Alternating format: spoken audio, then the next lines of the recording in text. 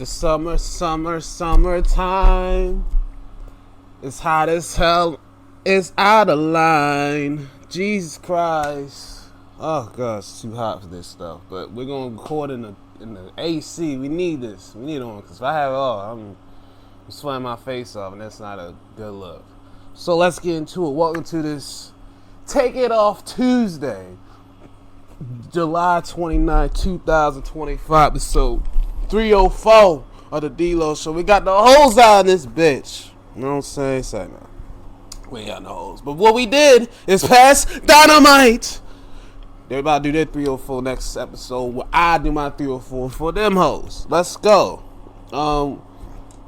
We got a few things to talk about. We got a few things to predict. And we got a few things to review. So let's get into it. We had our Hall of Fame on Sunday. And two of my favorite players in baseball have made the class. Two of my favorites. CeCe Sabathia, who went from 2002 to 2019. He played for the Indians for the first 5.5 years, damn near 6. He got traded to the Brewers in 2008 and had them on a miracle run where he pitched 3 times in like a week span to help them get to the playoffs, back when there was only 4 spots and not a 1-game playoff or 2-3-8 series to determine who gets in the division series. There's 4 teams, division winners, and then 1 wild card winner. Yes, that's how old I am. I remember those days. But CeCe, he killed it during that last stretch. I think he pitched a complete game, 5 2/3. He striking folks out. He did shit that if tried today, they'll be saying this is malpractice and you're killing this man's arm. But back in the day, well, hell, 15 years ago, even they was doing Herculean shit like that. Shout out to Lincecum for throwing 147 pitches to get his no-hitter. You know what I'm saying? That type shit. But different ball game. It's a different era. Anyway, and then he went to the Yankees. As much as I hated it, he at least got a ring in that first year and then was doing the thing the rest of his career. So I cannot be mad that he won a championship with them. I just don't like he was affiliated with them for that long of a time. And I think people remember him more as a Yankee, low-key, than as a Indian. But people remember him as an Indian. And he was great for his time. Let me see a little more CeCe. In his career, he had 251 wins, 161 losses, 3.74 ERA. Yeah, he was in Milwaukee, then he was the Yankees, and his career there. He had 121 win season in 2010, and then 19 in the year before. In a 3-year span, when he first got in New York, he had goddamn 59 wins in the first 3 years of his career as a Yankee. And then he just kept being consistent, solid. He got a little older, of course. Your ERA is going to be a little in and out. But regardless, 60% win percentage. And the average, he averaged 15 wins a game in a season. So that's hella great. And he was on the NL for 1 year, but 1.5 year. Well, 11 starts. But he was dominant in those starts. So shout out to CeCe, man. He's just an animal. And durable. He's a big guy. He's a brother. He was last of this, but he's a legend. And he's a Milwaukee legend because they love him in that city because he got him out there playoff spell. So he's going to be loved there forever. And they showed him a lot of love too. All right, the second guy that I grew up watching and loving, one of my favorite players, Ichiro Suzuki, as they say. He's very known in Japan. He was big baller at New Japan in their baseball. I almost got pro wrestling for some reason. But he was big over there. So big that in 2001 he made the jump from his home country baseball to the MLB, coming to America. He was a rookie at 27 years old and got 200 hits in his first season as a rookie and won Rookie of the Year and MVP. He stole 56 bases. He had 242 hits, a 350 average, 8 homers, and 69 RBIs. Nice. And what's insane is from his rookie year to 2010, he had over 200 hits consistently. And even though he started late at 27, he still got 3,000 hits. 3,089 to be specific. He's played for the Mariners. He started there for most of his career. Then he got traded to the Yankees, which broke my heart. Then he went to Miami for 3 years, and then went back to Seattle to finish it off home. He kind of had a Ken Griffey career low key, but minus the amount of home runs he had. But it's crazy how he's still ending up with 3,000 hits, even though he started late. That's a wild ass stat. He played till he was 45 years old. He played 18 seasons. He has a total of 500 stolen bases career, 509, 117 home runs. Probably got the second fewest to get those home runs. He didn't win the ring, but he was an MVP, Rookie of the Year, 10-time All-Star, 10-time Gold Glover. He had a freaking cannon on his arm. He routinely gun guys out for right field. If you try to go for first or third, he will throw the soul out that ball and boom! Sometimes don't even need a bounce on the ground. Just tag, you're out! He ain't gotta do none of that. So he won 2 batting titles, and he was All-Star Game MVP. Shout out to that. And 3-time Silver Slugger. His 51 is iconic. I think it's retired in Seattle. It should be retired. If it ain't, unless Randy Johnson had the number 4 hand. If not, then it should be retired. It's good. But he's a legend. And I didn't even need to advocate for him and CeCe. I just said they need to be Hall of Famers just off the rip. You know what I'm saying?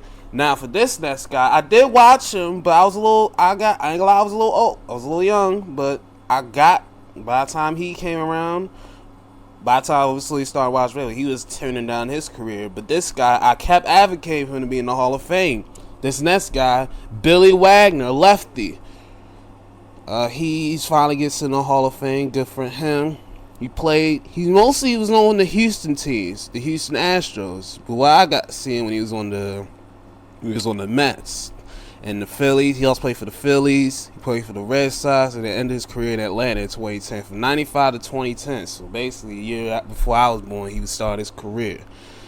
He has a total of 422 saves. I think he's like 6th or 7th all time, because I think Jansen passed him, and I know a couple other guys did, but I remember that. He had 225 saves with the Astros, 101 with the Mets. He only played 4 years with them. That's tough. And Phillies, yeah. Did he help them win the World Series? No, he didn't. He's not part of that series team. But he's a Hall of Fame. He was 7-time All-Star. He won the Relief Award. He kept his number throughout, number 13. So at least he had his numbers throughout. He was a good reliever. He was really good. Strong arm lefty. He's one of the few rare lefties that will throw 100 in that time period. There was a couple, but he was one of the few that actually did it. And the average, if he had the saves opportunities, he had averaged at 33.6, staying at 34. So that's very good. Had over. Let me see how many strikeouts did he have in his career. He had 1,196. And he ended his career with a 2.31 ERA. So really great career for him. We've been advocating to get in the Hall of Fame because I think it was either his last or second to last year he was eligible for the Hall of Fame. So either way, glad he finally got in. Respect, you know. Shout out to him. He's from Virginia. Really? I never knew that. He's from Virginia. Marion, Virginia. Nice. So he's from the DMV. I don't know where the hell Marion is at. They could be tucked in the corner of the freaking right near Virginia Beach for all I care. He repping the DMV. So shout out to Billy Wagner for doing that. All right, the next guy who got into the Hall of Fame, he was very big in this time period, and right before he was about to get in the Hall of Fame, he passed away. Dave Barker. He was very good. He started by the Pirates in 1970. He started his career in 1973, getting called up. And it was a big part of the Pirates in their quest to win the title in 1979. That's the last time he won the title. Then a decade later, At 38, he was a key part of the of the A's winning the title in 1989. So he got 2 rings. Nice. 2 rings, 2 championships. He won MVP. He won that in 1977, something like that. Won the 78, something like that. We won the 70s. He also played for the Cincinnati Reds, Oakland A's, the Milwaukee Brewers, and before they was called Anaheim, it was called the California Angels, and he played for Toronto for about 13 games. So he got about 2 weeks notice, and then he gave him his 2 weeks notice. So very good career, very great career. He is a Pittsburgh legend. He had over 339 homers, almost 1,500 RBIs at 1493. Had over 2,700 hits, 2,712. Had 154 stolen bases. He's a low-key stealer. Low-key stealer. He wasn't that much of a stealer, but he had his moments. He won a battle a couple times. His average batting average in his career is 290, which is very good. And he was a big part. Oh yeah, 1978. That's when he won MVP. So I knew he won in the 70s. So good. And finished in the top 3 about 5 different times. So he was a hell of lit. And let's see, let me how many All-Stars. 3-time Silver Slugger, 3-time Gold Glove, 7-time All-Star. He won the Home Run Derby. I think he won it in the inaugural season. And he kept his number 39 jersey throughout his career. Nice. I like that. He was a great player. I'd love to see it play. He just got buried just a month ago in his hometown, Cincinnati. So rest in peace to him. I know his people was sad that they couldn't see it, but at least they was able to at least be able to see him be inducted to the Hall of Fame, even though he couldn't himself. At least that was the case. So rest in peace to Dave Barker, and welcome to the Hall, sir, my guy. All right, last and not least, the last man was Dick Allen. Good thing he wasn't born. Good thing the times have changed, because he'd have got roasted in his era. But he died in 2020, December. I remember talking about it. I was like, he's a big Hall of Famer. He was very known for the Phillies. He got started in the Phillies. He started in 1963. He played 14 seasons. He started in Philly, and he bounced around a little to St. Louis, then the Dodgers, then the White Sox, back to Philly for round 2, and then finished it off in Oakland. How him and Parker had the same fate as a little eerie, but cool. He was a really good defensive guy. Look from what I look, very consistent. He won MVP in 1972. He was really great. He's 7-time All-Star. He won Rookie Year as well when he had his full rookie season in 1964. He won Rookie of the Year. And that year, he was really good. He batted .318, 13 bombs. 29 home runs, my fault. 91 RBIs. And he reminded me of like a mine second-day baseman, where they were good power hitters and good, decent fielders. Because he had a career total 351, and I think he had the most or second most until Jeff Kent passed him. So 351 his career. He had 204 with the Phillies. So he averaged around 32 homers a year. That's tough, 32 and a half, and then 103 RBIs on the average. He had a total 1,119 RBIs, 351 home runs. He had 1848 hits, so he was really good as a hitter, and he stayed consistent at batting average. He was always in between the 280s to 300s. So he was always consistent. That's one thing you could say.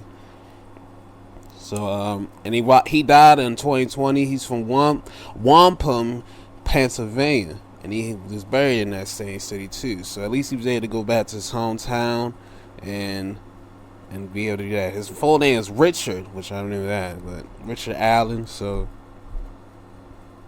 the Wampum Waller. I like that one. But shout out to him. And also, he's the brother of Hank Aaron and Hank Allen. I thought I said Hank Aaron. I was like, what? I was like, whoa. But either way, congrats to those Hall of Famers. Two of them I was able to see. Billy, I saw a little bit stretched, but you was good when I saw you. Rest in peace, our Hall of Famers, Allen and Parker. They was great for their times, and we can see the next class. See who can join this next class. Let's do some research. I gotta make the advocate. Hall of Fame 2026. Wait a minute here. All right, let's get this back up. What's the heck? All right, let's look. I gotta make my advocates. So let's go to next year Hall of Fame class. All right. We got some interesting names here. Well, I'm feeling older now. Cause it's starting to get really old now. Okay. Not trying to advocate, but I'm feeling old because now they're getting the guys that I grew up watching. And some I saw a little late, but some I grew up watching. I saw their whole careers. Carlos Beltran, he had the highest last year at 70%. I think he gets in next year. He's gonna be the headline next year, and he's gonna be the one that's gonna be like, yeah, they're gonna build around him because he was really good in his day. He was power. He had the speed, he had the arm, he had the, as they call it, the 5-2 package, or 5-2 players, they like to say. So he had all those tools. He can field too. So he was very versatile. So I think he gets in.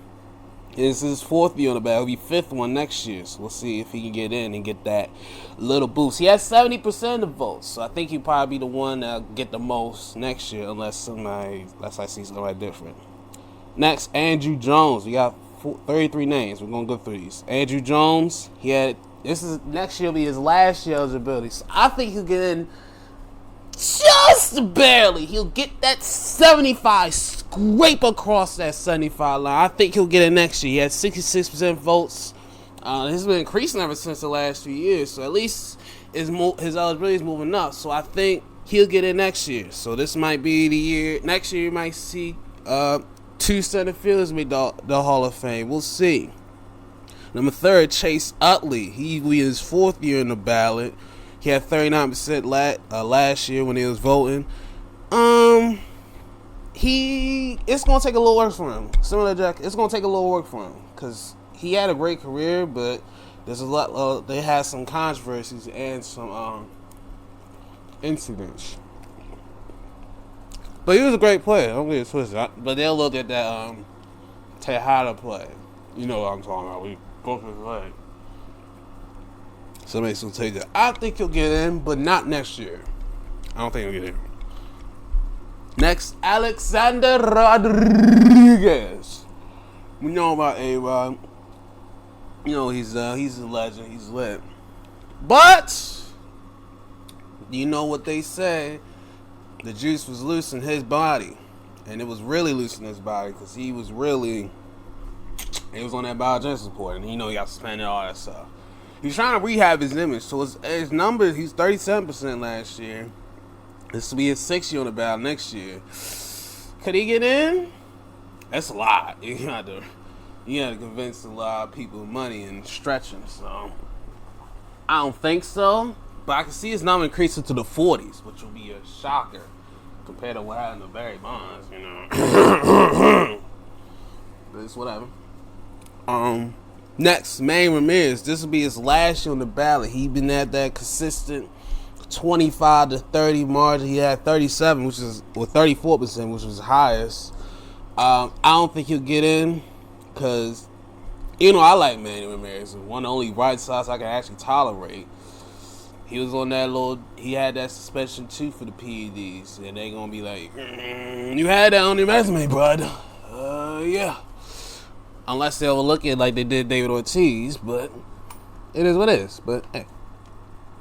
But with Ortiz, I think his was different because he wasn't suspended, and I think it was like preseason or spring training, preseason, one of the things. Yeah, spring training.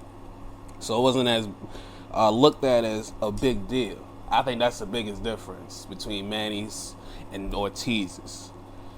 Manny was suspended season and got suspended games. Ortiz, it was more in the spring training, and they're like, the spring training, and you gotta get your juices back up in their minds. I don't know. I'm just saying from their perspective. I don't know. But I want Manning in because I like him as a player, but I don't think he'll get in. Next, we have Andy Pettitte. He was a long-time Yankee, Astro. He won 5 chips with them. He was all American League Series MVP.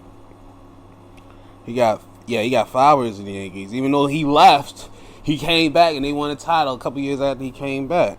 So that's how you know you're impactful. But did he win a Cy Young? No, he never won a Cy Young. No, he never did. He gonna get a little more percentage of the votes. I think he probably gonna have the biggest jump from 20. He had 27%. I think he gets in the 40s now. I think he'll get in the 40s, low 40s, mid 40s. I can see it getting up there. So his numbers probably gonna go up. He probably pass A-Rod next time we see him on this list, which would be funny as hell. This is 8th year on the ballot. Next year will be his 9th. So he's gonna need a lot of help the next couple of years. I hope there's guys that aren't automatics gonna go in. So we'll put a pin in him. He's a question mark. My guy, my favorite pitcher, King Felix Hernandez. He'll be in his 3rd year on the ballot. I so want him to get in so bad. He was so underrated. Not underrated. He was so dominant. You know, Seattle was not a good team during this time. They didn't really make the playoffs or had any playoff success. But my word, when you can say he can pitch his ass off, he can pitch his freaking ass off. Cy Young winner, showing MVP low key, but I wish he was on my team though. So his dominance from 2009 to 2015, or 16, that 6-year stretch, 7-year stretch, dominant. So one of the best ever. So always consistent, always reliable, always in the rotation, always. So let's hope he gets in. I think he'll have the biggest jump in my opinion because he was that great of a pitcher, but we'll see. I want that to happen for him. Alright, damn, what the hell? What the hell? No. Alright, good. Next, we have Bobby Abreu. Very versatile. He's on this ballot. This will be his... Next year will be his 8th year on the ballot, or 7th year on the ballot. What the fuck? Let me see these numbers again. Oh, 8th year on the ballot. Wait, yeah. Okay, I just did the numbers. Okay. This will be... Alright, I was reading it wrong. Alright, the 2nd year for ballot for King Fish. So I think he can move up. He got time. He got playing time. Like, he's got a whole decade. So let's see if he can get it increased. So this will be Manning's last year in the ballot. So I don't think he'll get in. A-Rod being his 5th. Elliott's 3rd. Jones is 9th and 4th for Beltran. But Bobby Abreu, though, he had over 2,000 hits, over 200 home runs, almost 300. I don't think he'll still get in because he's on the 7th year. He'll get a little bit increase, and he's been in that between that 10 to 20, and it's like, I don't know if he'll get further than that. I don't think so. He might get in the low 30s at best, but I don't think he gets higher than that. Next, my guy, Jimmy Rollins. Hell of an infielder for the Phillies. He won a chip with them and the MVP. One of the most stat-studded years he ever had. When he had 20 triples, 38 doubles, 30 homers, and 40 stolen bases, which is a rare stat line, which very rare it is. I think it's probably only 1 or 2 that done it in the history of the game. So he was a low-key thief. Yeah, I forget he almost had 500 stolen bases, 470. I think they're gonna look at his batting average and be like, his batting average is a little low, pal. You know how they be. So I think he might get shafted because of that shit. But we'll see. I hope he's in his 5th year. He had 18% last year. Let's see if it can up to in the 20s next time around. So shout out to J. Rowe. All right. Omar Vizquel, the long-time infielder. He played from the freaking 80s. So old ass. He's the Vince Carter of freaking baseball. God dang it. From the 80s to the freaking 2012. 1989 to 2012, he played his whole career. I don't think he'll be in his 9th year on the ballot. He got a lot of gold gloves. or 11-time Gold Glover, but he 3-time also. His resume is kind of little barren compared to other guys I read on this list. Like, he wasn't a personal award winner. He was just great at his really Hall of really good or really consistent, as I like to say. The Hall of really consistent is where I would put Omar Vizquel. I don't think he'll get in. You'll need a lot of luck, a lot. Next up, a guy who was on my rival team, but he was not bad. I actually tolerated him. Dustin Pedroia, the cover athlete for MLB The Show 08. Shout out Dustin. Short presence. He's one of the only few that's played for the only one team his whole career. So we got to give him respect on that one, because a lot of these people get traded, moved around, drafted by one team, then trade to another team, and then they start their career there. But he got drafted by Boston. He stayed in Boston and made a name for himself in Boston. An 04 draft, he came up in 06. He was up from 06 to 09. That knee injury, when he got slid into, that really messed his thing up for real. And he was never the same after that collision. But in that time, he made a big impact. He won 2 rings. He won 2 rings, one in 07 and one in 13. I know he was on the team in 18, but he didn't play. But anyway, just kind of give him a ring for that one. He won MVP, Rookie of the Year, 4-time All-Star, 4-time Gold Glover, Silver Slugger. He won Rookie of the Year and then MVP in back-to-back seasons. That's tough. I think he'll get a jump, but I don't think he'll be up in there. He'll be up there soon, but he's gonna get a jump. What was his nickname? Oh, Laser Show. Yeah, that was his nickname. It was a cool little nickname. Yeah, cool little nickname back then too. But he's gonna get it. He had 11% in the battle. He's gonna get a little increase. I think he will. Mark Burley. Look at the play by Burley. He'll be his second year on the ballot. He over 200 wins. 5-time All-Star. He won the ring for the White Sox in 05. 4-time Gold Glover. His number 56 is iconic. He's very known for the White Sox because he gave them a perfect game. He won the World Series chip with them. Consistent ace for them for so long. Then he went to Miami for a year. And then in that 1 year where Miami bought everybody in the free agency, and then they just traded everybody away by midway of the season. Then he ended his career in Toronto. And he was very solid in Toronto too until he retired. So he ended his career with 15 wins. So at least he got 200 career victories and 15 wins. So shout out to him. And he was consistent in these. He always, every year in his career, except for his first when he was a rookie and his last year as Toronto, had over 200 innings. And the only reason he didn't get 200 innings Toronto is he was at 198.2. That's really close. So the last one was his rookie was 51.1 innings.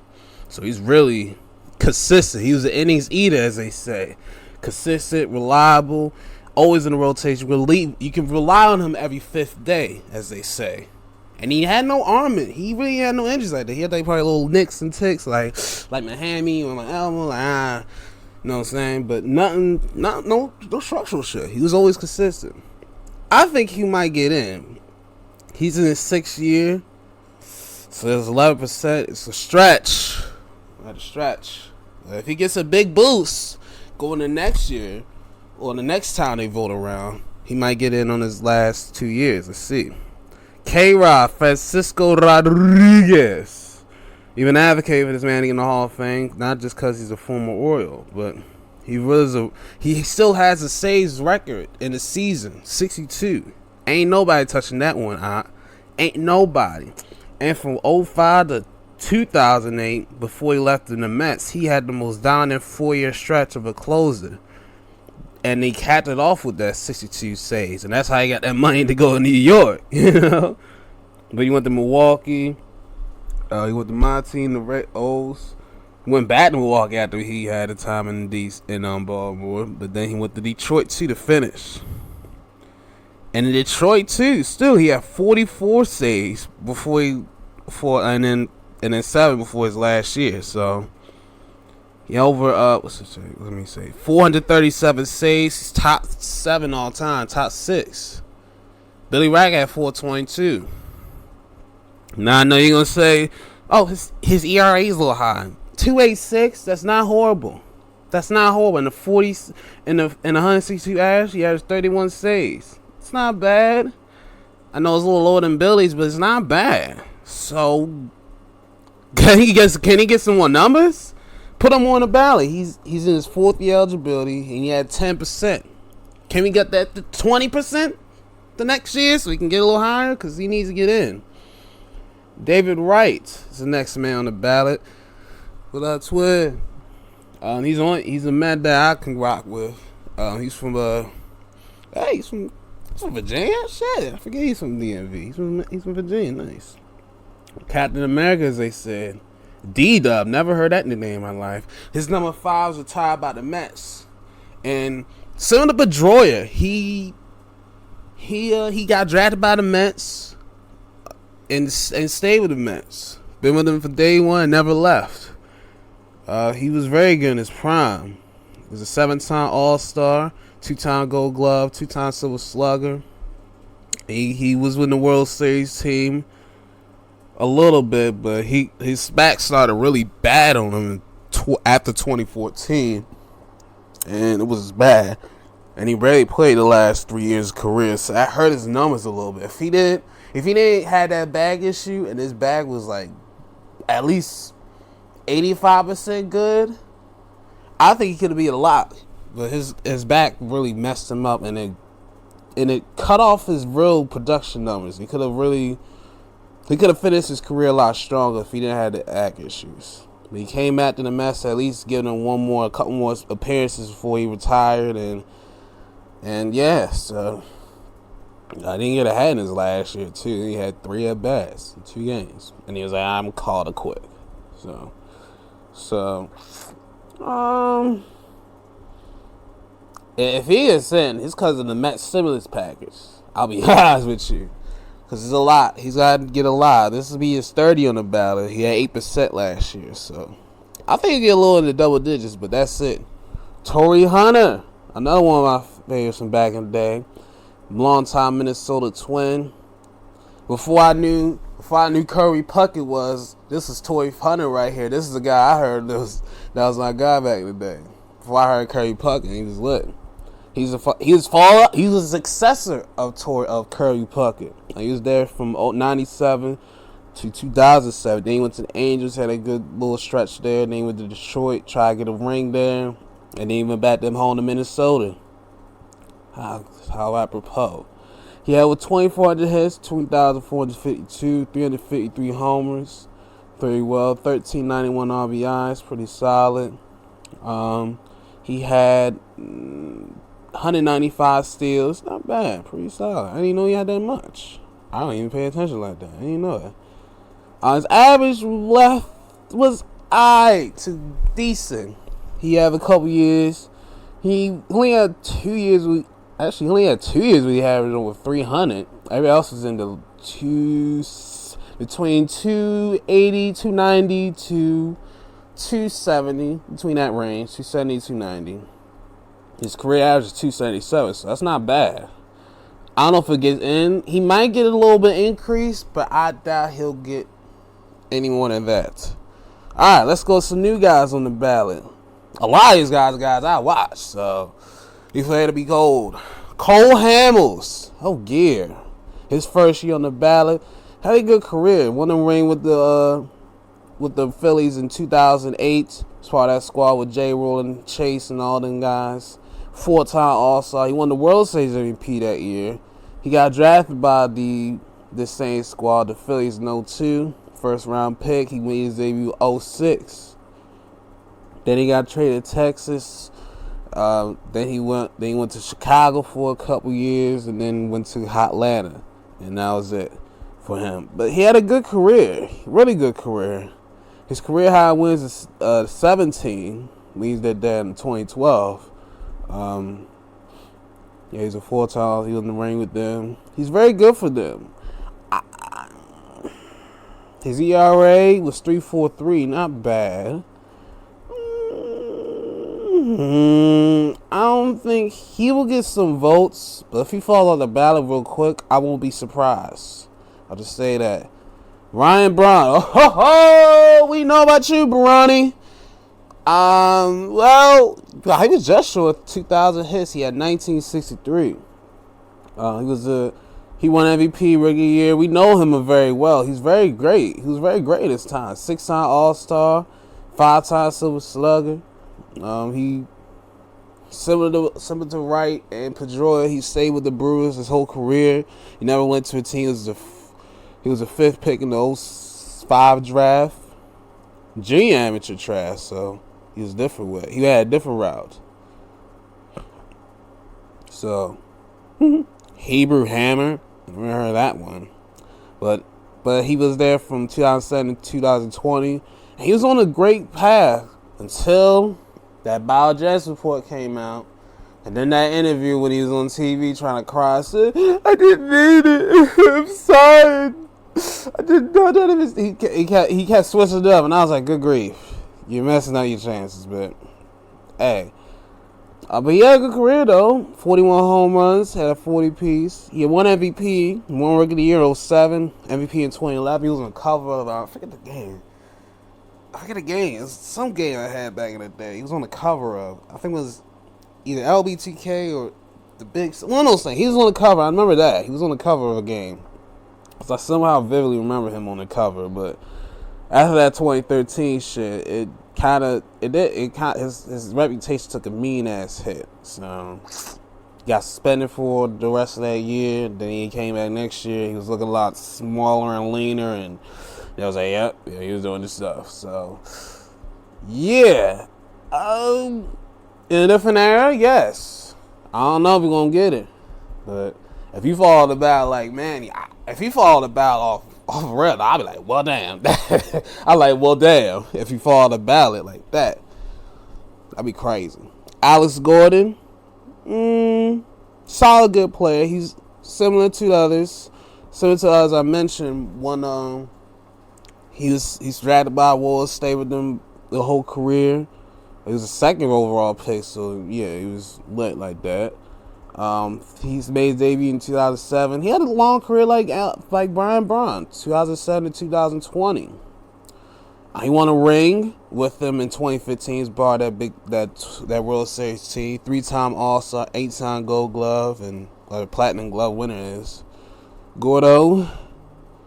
I don't think he gets in. He's gonna need a lot of help, real shit. So no.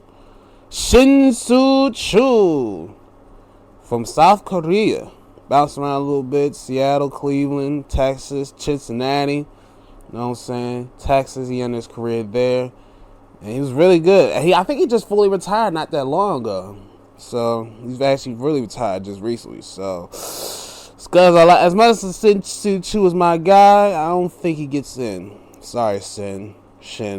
Sorry, Shin. It's a Shin I recognize, not Shinsuke. Anyway, let's go to Edwin Encarnacion. Finally, we get somebody with 400 home runs on this bitch. But outside of that, he was a 3-time All-Star. He started on Cincinnati. I really forgot about that, low key. But now I remember seeing an MLB show. Like, oh, and back in the day, I was like, oh, Edwin Encarnacion.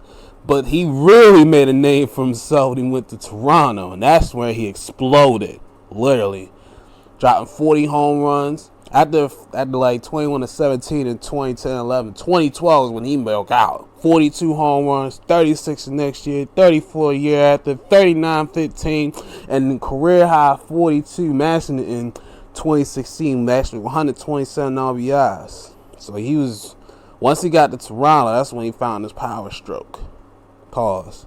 And then he went through Seattle, New York, which fucked me up, and then the Chicago White Sox, which I kind of don't remember, but I have a feeling I do. He got his 400 career on with the Yankees, so boo.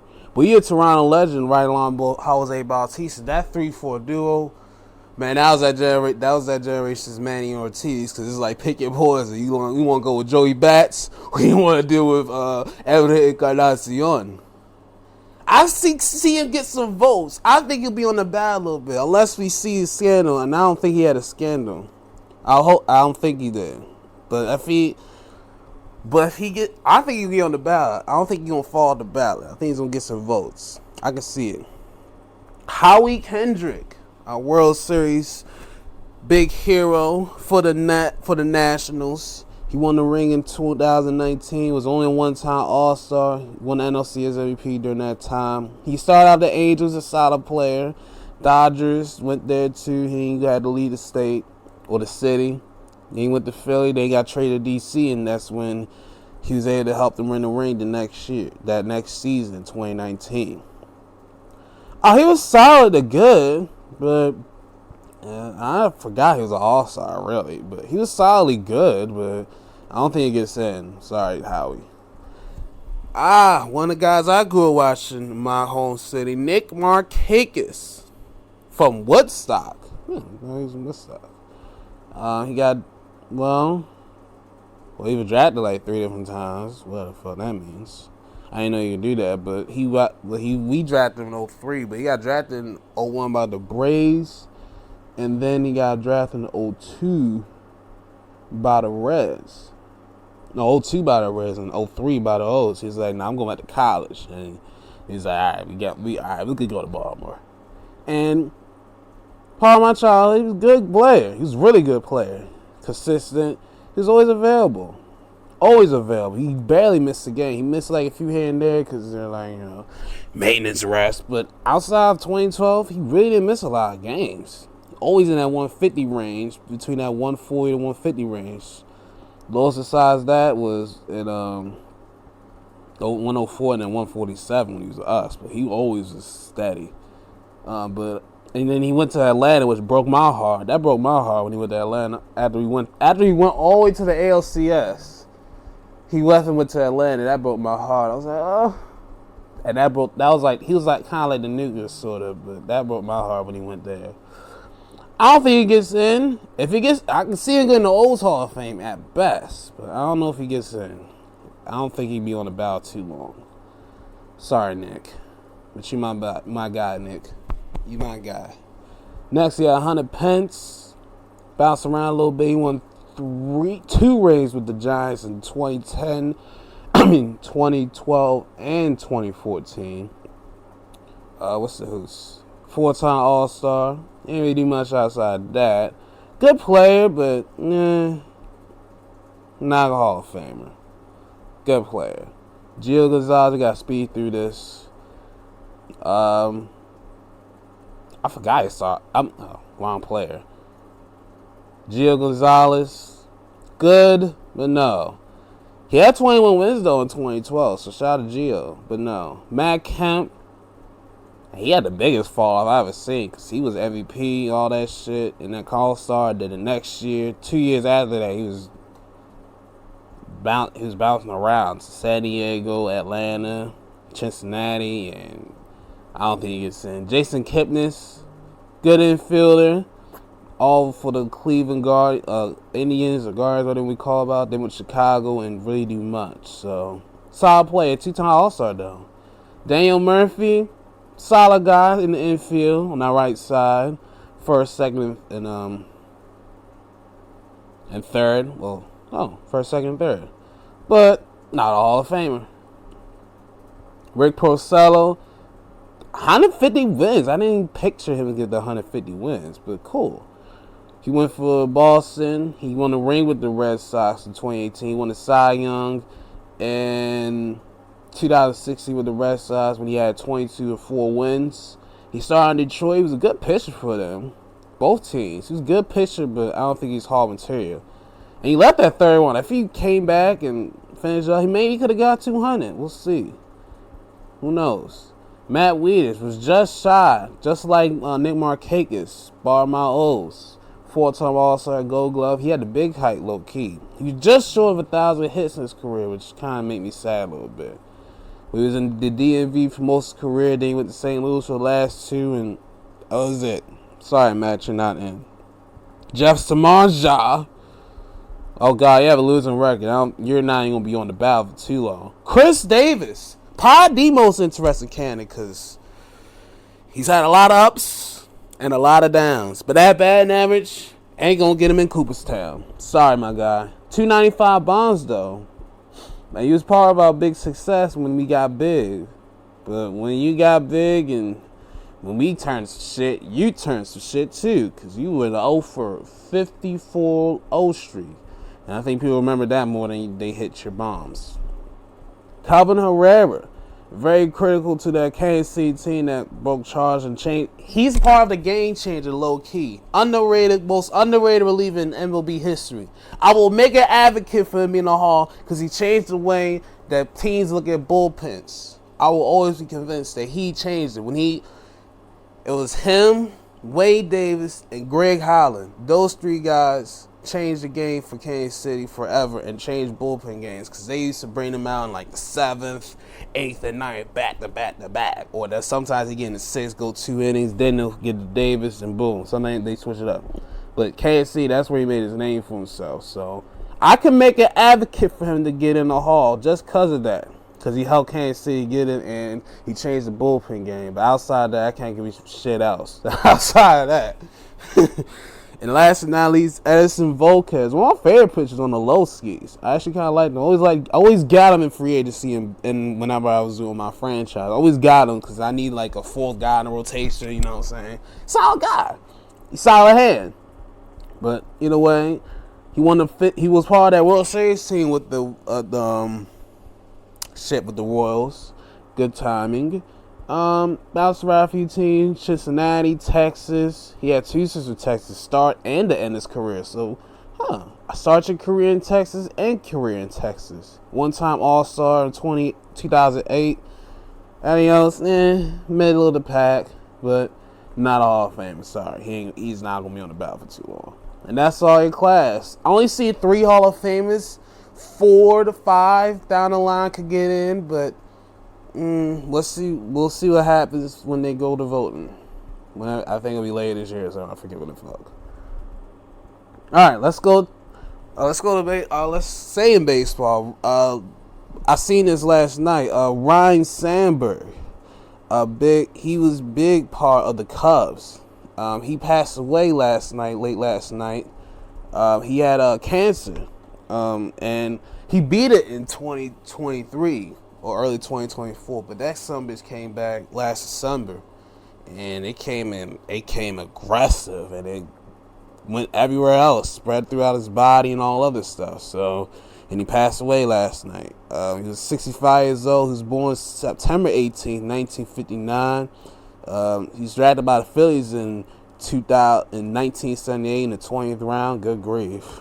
Made his debut in 1981 with the Phillies, but got traded real quick to the Chicago Cubs, and that's where I knew him and heard his name a lot. I'm not gonna lie, that's why I heard his name a lot, because he was a Cub, and they even put a statue. He's like all-time Cub. He's like big Cub, like, you know what I'm saying, like MVP. He's in the Hall of Fame. 10-time All-Star, won the Home Run Derby, 9-time Gold Glover, 7-time Silver Slugger. What the hell MLPOY is? What the fuck does that even mean? You have to really try to click on it. It doesn't say what it is. Whatever. But he was very big in Chicago. He was kind of like a big dog. He led the league in runs a few times, triples. Led league home runs before. So he's just big for that. He had 40 homers as a second base, which is tough. 282 his career. He averaged a 285. He had a pretty good career. Slightly good career. His All-Star, most of that shit. So, yeah, from 1984 to 1993, he was a straight All-Star. I know Philly fans are sick because they traded his ass. I know they was sick. It's like, fuck. Could have had this guy. But rest in peace to Ryan Sandberg. Tragedy happened, but cancer, but it's what it is. But rest in peace to him, though. All right. I know my O's we about to have a doubleheader with the Blue Jays in a few minutes, but let me get through some scores. We won last night, 11-4. We've been on a scoring rampage the last weekend. Ever since we lost on Friday, we've been on a scoring rampage. Dropped 18 a shutout. Then we dropped on Sunday. We had 5. Then we had 11. We won last night 11-4 at home. Cedric hit his bomb again. And Adley is back, fellas. Let's go. Rockies beat the Guardians 8-6 with a big comeback in the ninth, scoring 4 runs in the top of the ninth. And for the Guardians, well, Emmanuel Carrasco joined the list of Jonte Porter, Terry Rozier, Malik Beasley, and I think a couple other cats. I think one from the minors and another cat from the NFL. Jason Williams. Yeah, join the list of athletes that have been betting on stuff since it's been all over the place and advertised everywhere you freaking go. Even the freaking scoreboards. There's even brands. Like, what the fuck? And you expect these people to stay clean? Y'all funny as hell. Y'all are some funny cats. But he's been placed on the I forget what place he really is, but he's now on the roster and they keep him on home for now. So you open Pandora's box, surprised that the box gets you caught up. Dummies. Either way, Tigers win 5-1 in Detroit. You see this Melton guy, he was good. Troy Melton to get his first career victory. He went 7 strong, 5 hits, no earned, and 5 Ks. Dominant. Rays beat the Yankees in New York 4-2. Yes. Dodgers beat the Mets in Cincinnati 5-2. Yamamoto went to toe-to-toe with Chase Burns, and he didn't get burned. He went 7 strong, but Chase went 5 2/3, got 10 strikeouts. Twins beat the Red Sox 5-4 through the walk-off fashion thanks to Mr. Lee. He hit the gate. He walked it off for the boys. Braves beat the Royals 10-7 in Kansas City. White Sox beat the Phillies 6-2. Brewers beat the Cubs to get in the first place, winning 8-4. Cardinals beat the Marlins 7-1 thanks to Andre Palante's down the outing of 7 strong with only 1 hit allowed. Nice. Could have pitched a complete game shutout, but what do I know? He had 81 pitches to 6-7 innings. The fuck? Let the man finish. See, that's what I'm talking about. You know what I'm saying? Anyway. Nationals beat the Astros 2-1. Astros, damn, they've been beat lately. They on a losing streak now. Got swept by the A's. Now you lose to DC. What's happening down there? Angels beat the Rangers 6-4. In Anaheim, Kenley Jansen adds to his career saves total. He is at, let me see where he's at now. All right, let me look. He's at career save 466 in his career. Nice. He's up in there high, so he should be good. All right, just starting in downtown. Padres beat the Mets 7-6. This is a very accelerating game. The Mets hit a grand slam in the 5th, and he thought it was going to be the game leader, but Luis Arias and company, they come back, storming back in the 5th, in the bottom of the 5th to take the lead. Mets tied with a solo shot in the 9th, but Elias Diaz hits the RBI walk-off single, brings in the run, and they win it 7-6. Pirates beat the Giants 6-5. Is that my guy? Jeffrey? Johan. I was about to say, Jeffrey? I ain't see you in a hot minute, my guy. I was saying, what's good? But I ain't you, Johan. But at least you got your first win in your season, so that's pretty solid for him. Last but not least, Mariners beat the A's 3-1. Luis Castillo was dominant, going 7 strong. Excuse me. Gonna give a 1 earned, 5 hits, and 4 Ks. Looking good there, my guy. Looking good. All right, and what the hell? Oh, some other shit. I thought it was something real. Yeah, we got a double header in Baltimore. It's gonna be hot as a motherfucker though. So first game, hope y'all brought your hydration, fellas, cause it's hot as a sun bitch out there. But on our mound for outsiders, ground chucker, good old Charlie Morton. He's been looking good lately. He's 6-8 with a 5.4 ERA, 95 innings, 99 strikeouts. Can he go 2 for today? You already got 2 outs already. We're in the first inning. You got Vladdy on the bat. And on the other side for the For the Blue Jays, it's Easton Lucas. He's 3-2 at 5.82, 21 innings, 22 strikeouts. Looking to make a name for himself at our expense. Let's go O's. All right, we're gonna keep track as long as we recording. Our second game, we don't have a pitcher right now, but I feel it's gonna be Wells or some other, we'll probably spot somebody. But on the mound for the Blue Jays, I already got that guy, Eric Lau on the mound. He's 62 to 261, 69 innings, 71 strikeouts. Let's go O's. We need to win 2 to get the 50 wins today. Let's get it. Let's get it. First, I'm going to stack some more. And then what? Then we go to Cleveland to the next one, though. We had the Guardians and the Rockies. Game 2. Logan Allen's on the mound. He's 69 to 416, 101 innings, 78 strikeouts. On the Rockies, it's Tanner Gordon. He's 2-2 at 313, 23 innings, 13 strikeouts. Huh. Okay. I'm going to go with the Guardians. I think they can hold off, right?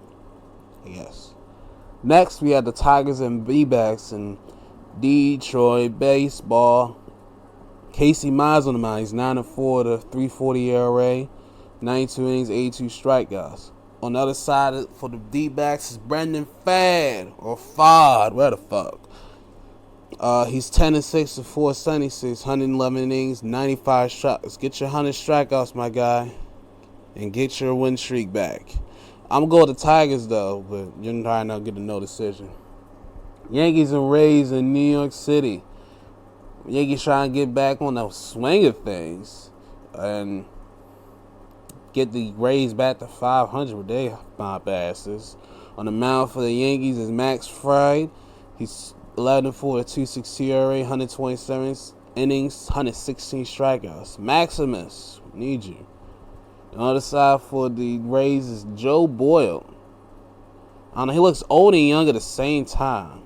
He's 1-0 to 1.4 TRA, 19 innings, 18 strikeouts. He looks young in the picture that he looked like a young Verlander in his pitching motion, but in the regular pitch, he looks like he's 35. O'Fallon, Missouri. That is a new city. That's a new place right there. I never heard that city before. You know what? We're going with the Rays. The old ass. Okay, all right. There's a man on first, but Charlie, well, you walked him. Charlie, get the shutout. He's been on the heater lately. Real shit. Next, we had the Dodgers and the Reds in Cincinnati. Nick Lodolo is on the mound for the Reds. He's 86 at 308, 122 innings, 112 strikeouts. My fault. And on the mound for the Dodgers is Tyler Glasnow. He's 1-1 at 275 ERA, 36 at 46 strikeouts. You big old giraffe. Oh, they still call him Baby Giraffe? That's so adorable. I'm going to go with the Dodgers. Let's go with them. Red Sox and Twins in Minnesota. Minnesota has nobody on the mound, and you know the rules. Out on the mound for the Red Sox is Lucas Giolito. He knows the rules. He's 6-2 to 397, 81 innings, 72 strikeouts. I wrote that last time, but I'm going to go to the Red Sox. You know the rules. Oh, snaps. We haven't moved. We have some trades to report. Eric Fettuccine. He has a new situation in Atlanta, baby. He got traded to Atlanta for a player to be named later. They ain't really gave me the player to be named. They want to keep his name under wraps for some reason. I don't know why. But whatever. But on the mound for the Royals, actually, I forgot to say, Royals and the Braves, game 2. Seth Lugo, our Puerto Rican, got paid, my guy. I see you. I see you got paid. Yeah, they got a nice little 3-year deal, $40 million. That's okay. Get your paper, my man. Our Puerto Rican, you know what I'm saying? He's 75 to 295, 113 innings and 99 strikeouts. Get your 100 strikeouts, my guy. You only need one more of them things. And on the other side for the Braves, Eric Fettuccine. Fettuccine's on the mound. He's 3-10 at 522, 101 innings, 63 strikeouts. Ain't been a good year for Fettuccine. But let's see if this new situation can help the Braves and himself. We'll see. UNLV, you know me. I'm gonna go with. It's tough. I like both these guys. I'm gonna go with the Royals. I'm gonna go with them. Next is the Phillies and the White Sox. In Chicago, Chicago. Can they get more wins than I expected this year? Looks like they will by far. They play the Phillies. They can play spoiler. They've only won games so far. Chicago, Chicago. Jonathan Cannon's on the mound. He's 4-7, 4.48, 88 innings, 72 strikeouts. And Jesus Luzardo, who's 8-5, 4.58, 114 innings, 136 strikeouts. Part of Lima? Really? I didn't know he was from Peru. Cool. I'm going to the Phillies just because of that. I'm going to go to Peru one day. I don't know why.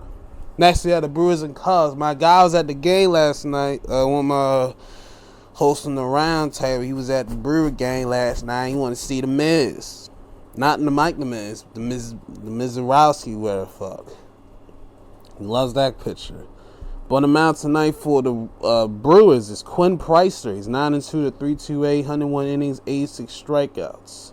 He's on a start win streak. He won his last 3 starts. I'm looking at Donna against Seattle, LA, and DC. Nice. And on the side for the Cubs is Colin Rea. He's 8-4 to 4.06, 102 innings, 73 strikeouts. Pretty good numbers.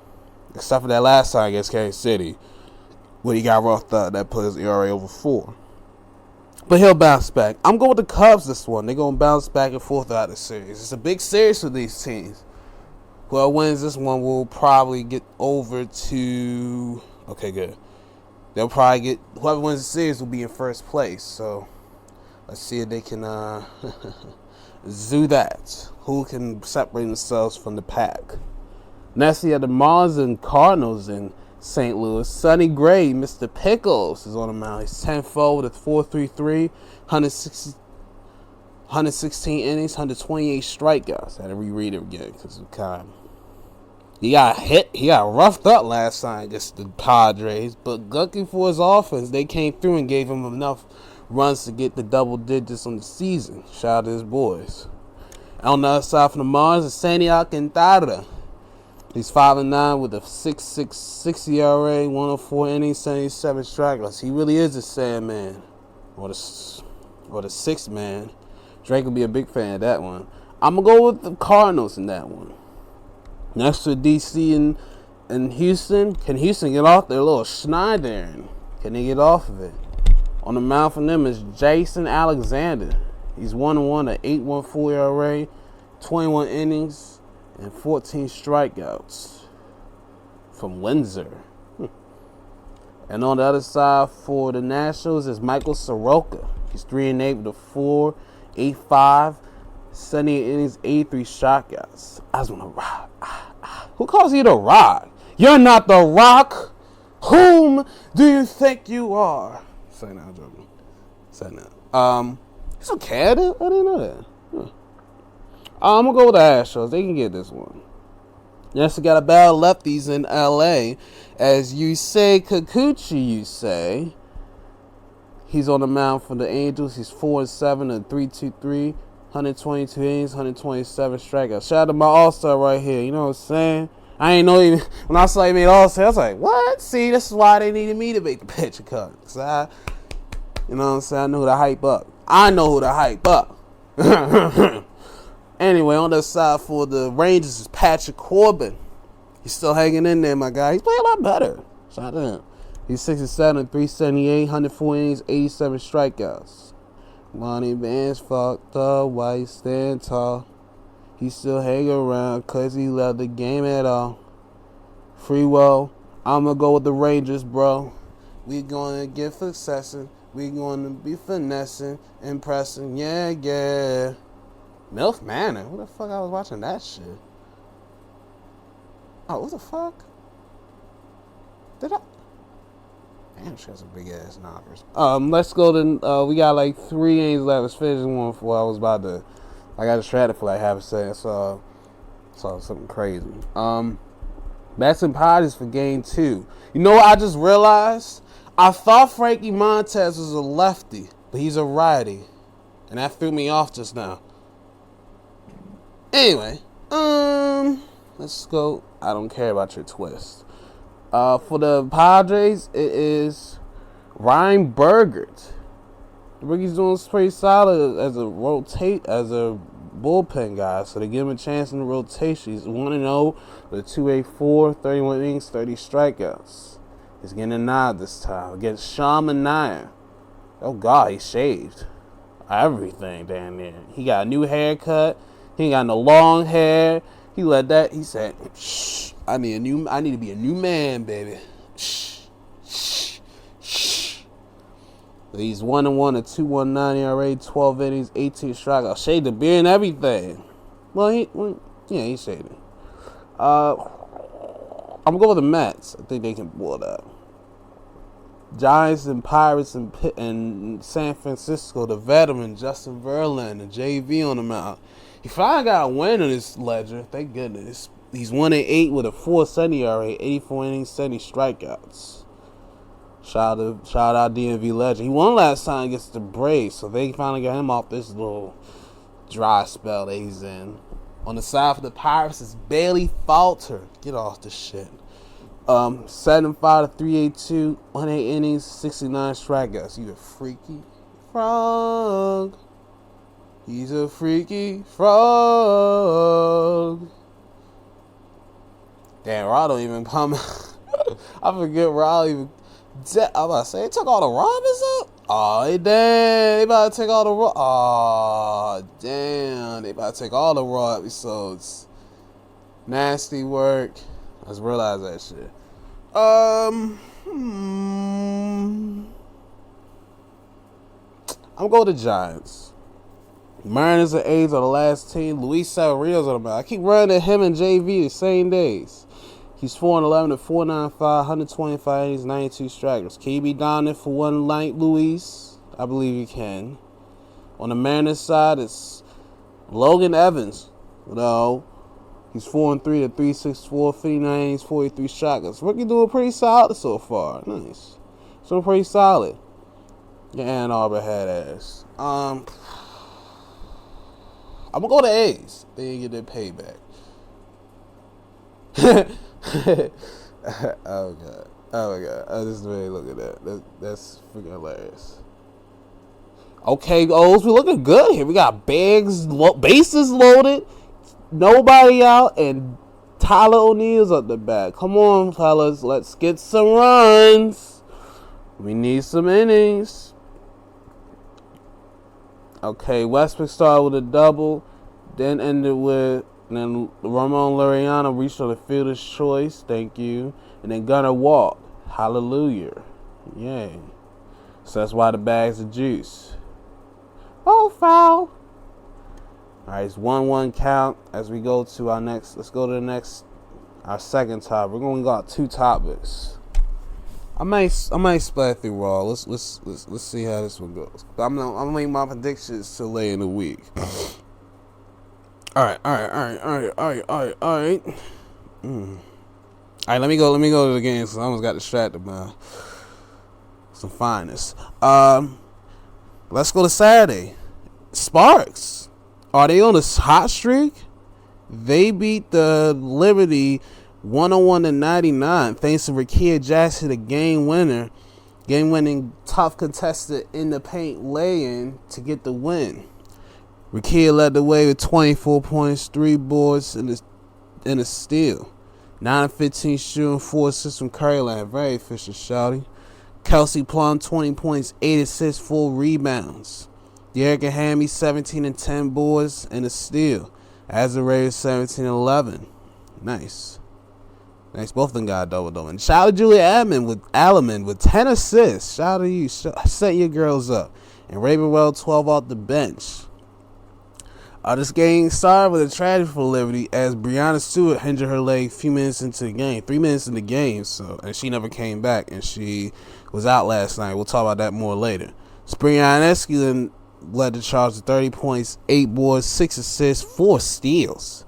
Tasha Cloud, 22 points, 9 assists, and a steal, and 2 blocks. Nice. John Quell, 14 and 8 boards, 4 assists, and a block. Leone Fevers felt the whole line, 10 points, 3 blocks, 3 boards, 2 steals, and an assist. Sheesh. And shout out to Johannes. Alright, I did stream this game. You can check this out on the Podbean too on my stuff. I did the Mystics and Seattle. It was a good game. It was a stressful one, but it had me a little sweating at the end. I'm not gonna lie, cause that fourth quarter had me. Only scored 9 points in that fourth quarter. I thought he was about to blow it because we was up 19. It was 57-38, and they was making a comeback, and they made 2 threes in the end of third quarter. They're getting a 15-point game. I'm like, but then we could not score the first 5 minutes of the fourth. I was like, oh my god, we're really about to blow this shit. But thankfully, Brittany Sykes won it for us, winning with 2 straight lay-ins and making a 9-point game. And thank God they made free throw there. We had 4 girls in double figures, all starters. Shakira Austin had 14 points, 11 rebounds, 2 blocks. Suggs Sutton, 13 points and a steal. Sonia Citron, 11 and 10 rebounds. 2 of our stars had double-doubles with the 2 blocks and a steal. Brittany Sykes, 11 points, 5 assists, 4 boards and a steal. And Kiki Yerfin had 11 rebounds. Nice. Keep adding to his total, but he was too close to a double-double. As for Seattle, Nneka Ogwumike was killing us in the first quarter. She had 14 points in the quarter, but ended with 18 on the night, 5 rebounds, 3 assists. Erica Wheeler had 12 and 6 assists and a steal. She had a quiet ass 12. I seen the 6, and she hit the 2 threes at the end, but I didn't expect nothing else outside that. I was like, well, goddamn. But good. It's good for me. It's good for me.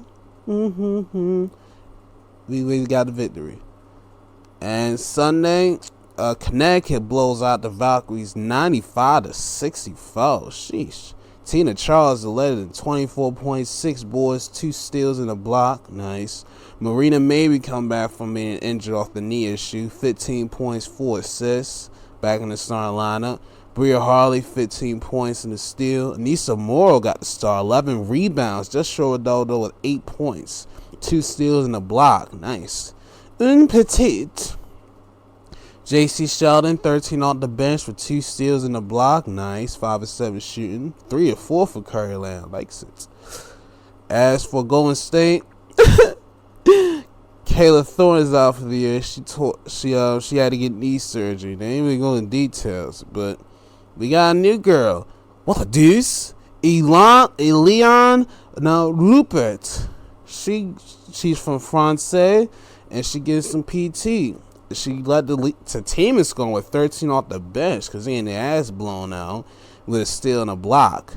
Veronica Byrne had 10, was the only other girl in those figures that had a steal. So, not a good night shooting for them. Old Danny, Indiana and Chicago. Oh, thank God. No wonder this wasn't as advertised. The 2 stars that only made this game on TV are not playing. No Angel Reese for Chicago and no Kaylin Clark for the Indiana Fever. But you know what they had more than Kaylin Clark? Kelsey freaking Mitchell was on a mission. She had 35.6 assists, 3 steals, 12 and 19 from the field, 7 and 10 for Curryland. Splacking her 4 free throws. Aaliyah Boston, 14-11 rebounds, 6 assists, 2 steals, 2 blocks. Way to fill out the whole stat line, baby. Michaela Timpson off the bench, 14 points, 4 rebounds, 3 steals. Nice. And Ari McDonald, 10 points, 4 assists, and 3 steals. Good. Oh, Chloe Bibby is now officially a part of the Indiana Fever. Nice. Good move. They need some size, so good. They need somebody to back up Tosh and Leah and all those girls. So good move. They need some else to help besides Simpson as well. As for Chicago, they only had 8 players. They had no Reese, no Errol Atkins. They just no Haley Van Lith and Mariah Jefferson, no Mariah, and they let her go too, which doesn't shock me. She really get none anyway. And Vandersloot, she tore ACL, so they only 8 girls. Rachel Banham, she was the only reason kept this game below. She was the only reason why they didn't score less than 60 points. She had 26 points, 5 assists and a block. Kia Nurse, 14 points, 6 boards. Rebecca Allen, 13 and 4 assists, 3 steals. And Camila Cardoso, 12 and 12 rebounds. 12 him up, 3 assists, and a block. Nice. And Liz got the start for 9 and 8. So, shout out Liz. Aces and Dallas Wings. Alyssa returns back to Dallas, and they return with an emphatic win, 106-80. Jackie Young led the scoring with 24 points, 8 assists, and a steal. Nice. 8 of 11 shooting, super efficient. 5-7 from Curland, uber efficient. They made some switches. Drew Lloyd came off the bench. They made a switch in the rotation. Kristen Bell got the start. We'll talk about her in a second. But Drew Lloyd finally got cooking. 20 points in the steal. She had to run the bench. 6-11 shooting, 4-9 from Curryland. And Kirsten Bell, I didn't think this would be the case. 19 points and a block. 3 rebounds, 6-11 shooting. Okay, Kirsten. 3-7 from Curryland. Okay, I likes it. Nice. She usually come on the bench, bagging up. Now she getting a bigger role. I likes it. Improvements. Asia Wilson, 14 points, 10 rebounds, 7 assists, 4 blocks, 2 steals. Sheesh. 5 of 10 field. Sheesh. And Alyssa Smith, 11-7 rebounds. Nice. Chelsea Gray, 10 points, 8 assists, 6 rebounds, 2 steals, 2 blocks. Way to fill out the whole stat line, my point guard. My God, what a woman. Oh, no, I was thinking that. No Paige, but they got Enrique back. She's in a mojo. 18 points, 4 assists, and a steal. Dejanay, 14 points and a steal with 4 rebounds. Nice. And Haley Jones, 15 off the bench, 3-3 with a block. And Tierra McCown, 12 points to 13 rebounds and a steal. See, give my girl some time. She'll get you right. I did a stream for this game too, DC and Phoenix. You can check this one out too. And it was Phoenix. It was a good game. It was actually a good game, but that third quarter changed everything. We came out the locker room cold, and we could not get out that cold spell. We lost this one 88-72. Alyssa Thompson couldn't work on our ass. She had 27 points, 11 rebounds, 8 assists, 3 steals, and a block. 12 of 17 shooting. Did not attempt one single three-pointer. She's the female Ben Simmons, but this is Ben if she's still more aggressive. And she got the tape on. Side to side, that's the reason why I recorded. She had 15 points, 3 boards, 3 assists, and a steal. Nice. Monique Akoa Makani, 13 points and a steal. Tasha Mack, 10 points, 6 boards, 2 steals, 2 blocks. Sheesh. Khadijah Lakesa, 13 points. That's all she need to do, just get buckets. Don't need to do nothing else, just get pure buckets. My name's Al Harrington, now get buckets. Nice, say no, I'm joking. As for DC, Shakira Austin led the way, 20 points, 8 rebounds. Sonia Citron, 13 points and a steal. Jay Melbourne off the bench, 13 points, 4 assists, 3 steals, okay? And Key Erickson keeps lining up that rookie rebounding record. She's now 3rd all time. She passed, I forget the fuck she passed. She passed a couple of girls. I forget her. Oh, Mariel Page. I don't remember the name. I tapped down the forehead. It actually worked. She had 10 rebounds in the night, but didn't get her double-double. But it's okay. It's okay, Jose. We expect to lose that way. And last, on Sunday, the Dream beat the Lynx in Minnesota. They are no longer home undefeated no longer as they win 90-86. Big girl battle. Brittany Griner, she led the way, 22 points. Is you in a mojo, BG? And I had the luckiest swing I've ever seen in like a long time. It bounced off the back of it, and then didn't bounce high like it usually does. It stayed there and then rolled into the rim. I was like, wow, how the hell you do that? It's rare as hell. Jordan Cameron, 18 points, 4 boards, 2 steals. Nice. Alicia Gray with 12 points and 4 steals on some thievery shit. Satori Walker-Kimbrough with 12 points and a steal. And everybody did some good numbers. As for Minnesota, Feast went off. 32 points, 8 boards, 7 assists, 4 steals, 2 blocks. Sheesh, Fee. Do everything she can. Alana Smith, 12 points, a steal and a block. Courtney wins 11 and 9 assists, a steal and a block. Natasha Heidemann 10 points, nice, off the bench, 3 assists, flashing a couple curries. And Diamond got some time, 8 points off the pine, repping Maryland, shorty.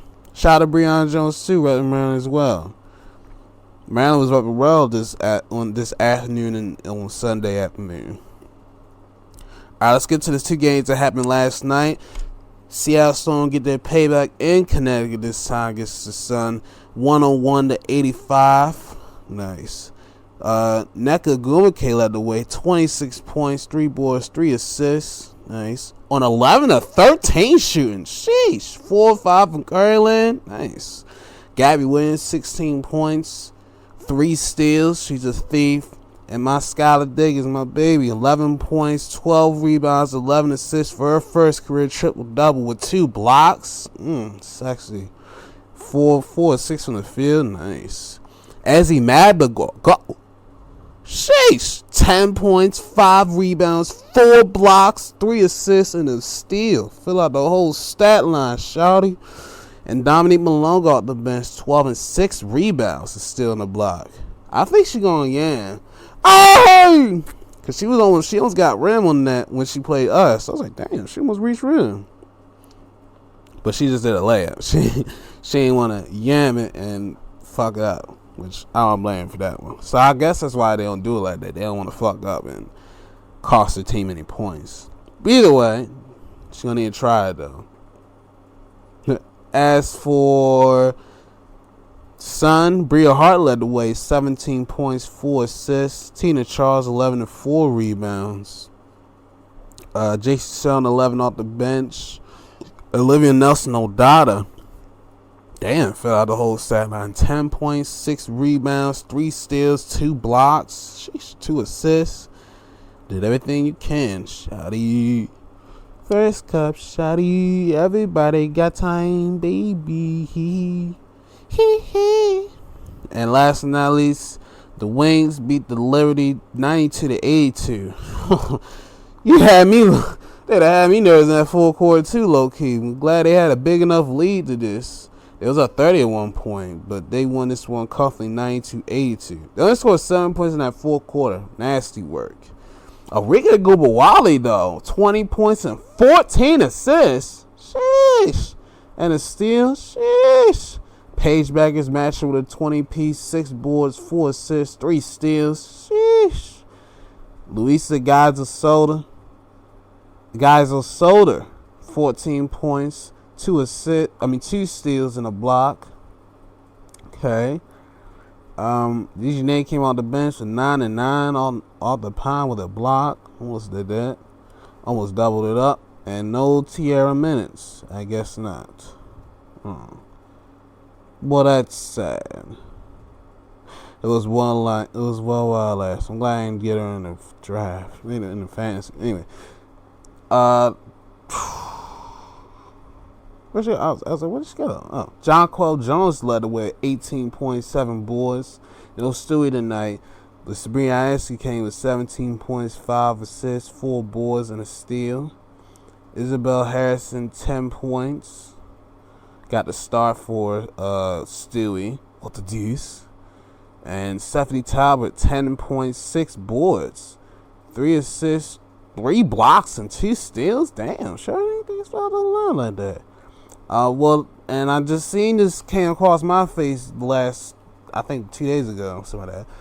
Emma Messerman was part of the, what's the girls?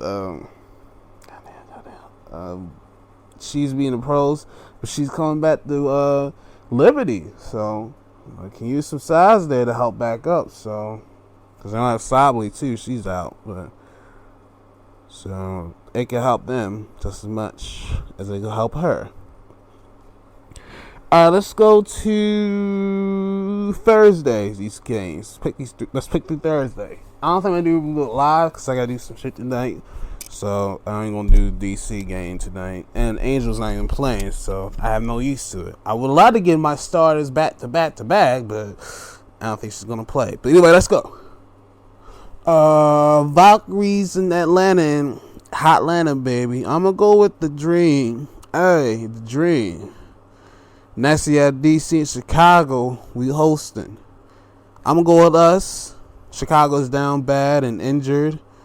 This could be a game where we trapped and lose, but that's because we're young. But either way, I got us winning.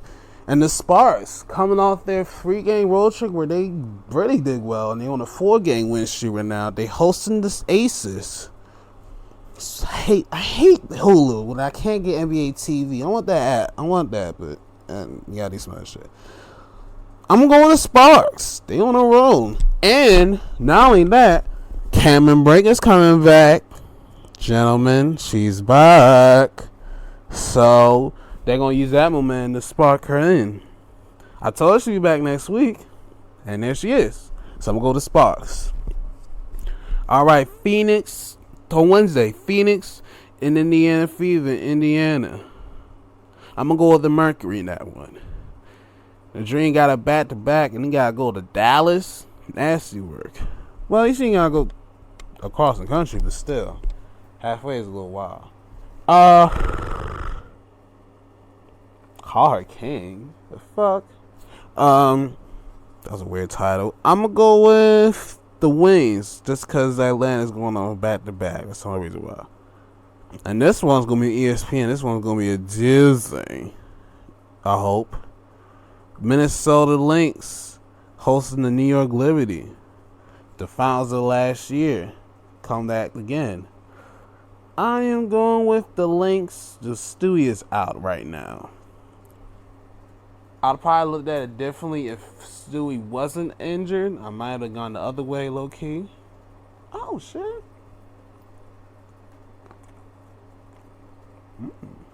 I'm going to go with Minnesota, though. So I had a pancake. And on Thursday, only is one game on the docket. DC and Golden State. We're going to get our payback, ladies. Let's get our payback on Thursday. We're supposed to beat him and Golden State. But it's okay. It happens. We don't get that ass booking back. Put the belt to ours. Yeah. Alright. I also with AEW in these money matches. They're killing with this shit. Excuse me. Dustin, he beat Lee Moriarty for the TNT Title Open Challenge. He won with the most dangerous move all wrestling, the small package. And Kyle Fletcher comes out, wants a TNT title match 1-on-1, and he will get it next week against Dustin in Chicago City Street Fight. They sure do love Chicago and their street fights. They really do. I hope Fletcher wins that one. The Bang Bang Gang, but this time it's Juice and Colton. They're taking on Big Bill and Brian Keith. It's a solid match. Momentum is a killer. Momentum swing is a changer. Because the same thing happened this one. But this time, he can hit a powerbomb at the time. He was going for the pin. But Colton pushed his man's on top and got him reversed back for the 1-2-3. He had to eat balls in the face for that.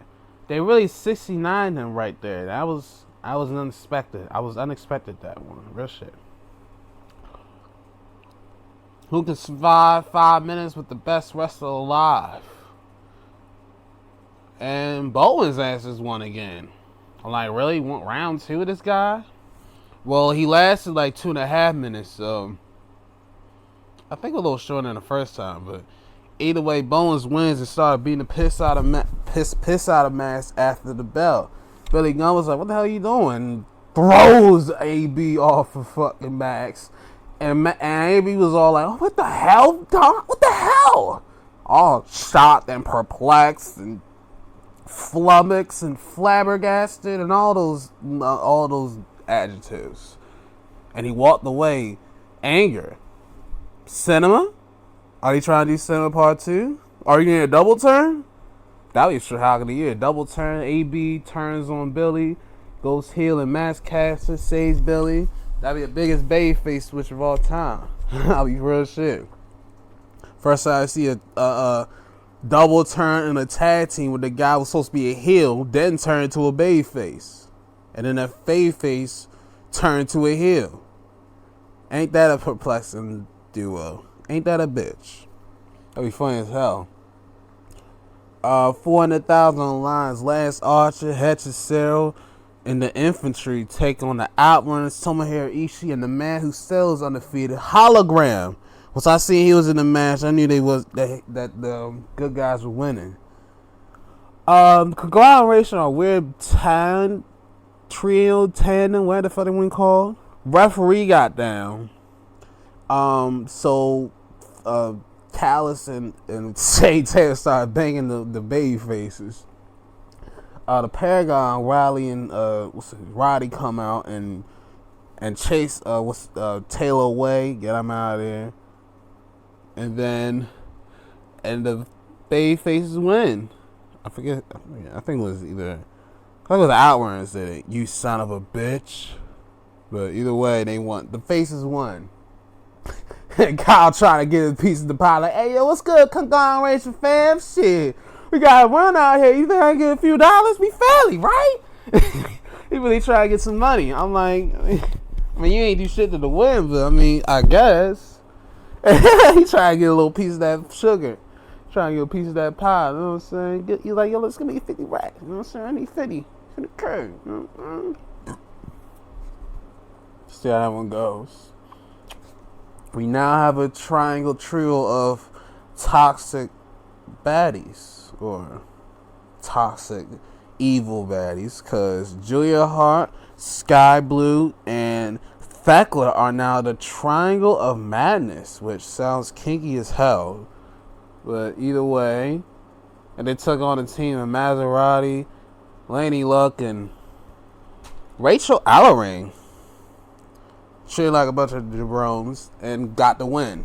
Queen Aminata, who got sprayed last week, still had a thing in her eye, and she comes with a chair about to attack, but all three of them move out the way. But Mega Bank come from behind and attacked her and hit her with the running powerbomb. Well, goddamn.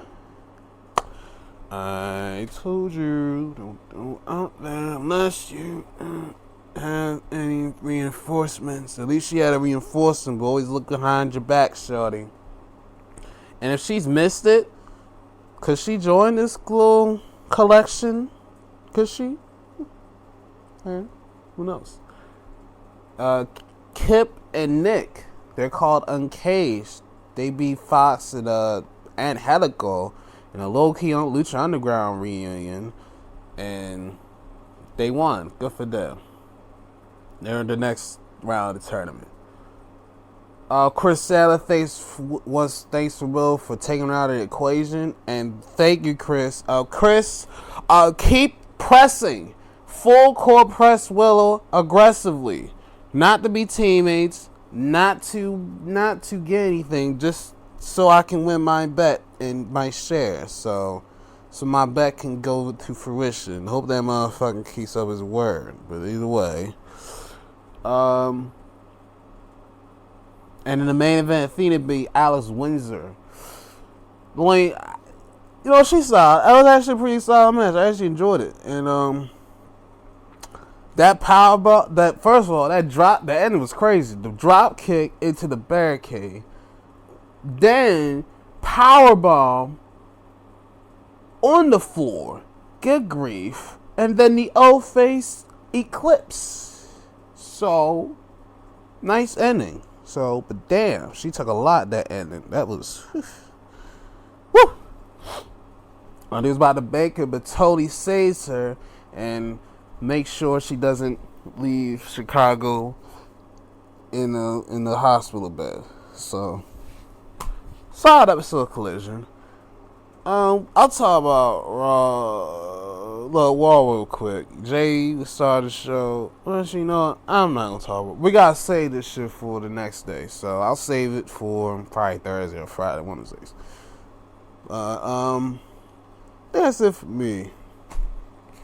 Oh shit, Oil scored 2 runs. Yay! Good job, fellas.